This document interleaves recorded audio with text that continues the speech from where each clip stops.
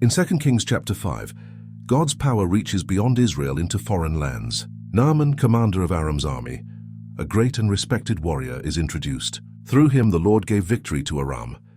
Yet despite his success, Naaman suffers from leprosy. A young servant girl from Israel, taken captive, serves in Naaman's household. She tells Naaman's wife of a prophet in Samaria who can heal him.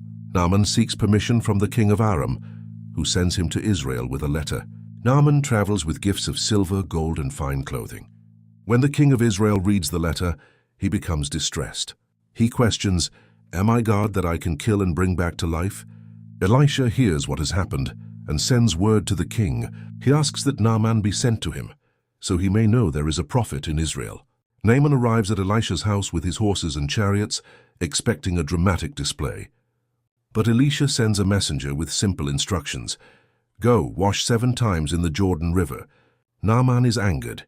He expected the prophet to come out and perform a visible act of healing. He questions why he should wash in the Jordan when Damascus rivers seem better. Frustrated, Naaman turns to leave, but his servants speak wisely to him. They remind him that if the prophet had asked something difficult, he would have done it.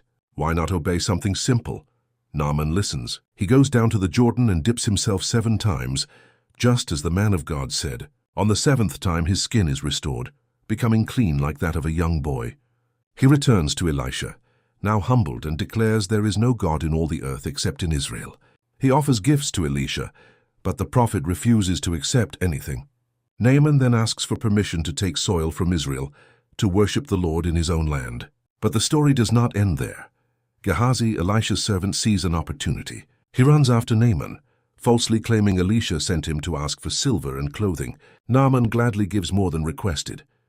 Gehazi hides the items and returns. Elisha confronts him, revealing he knows what Gehazi has done.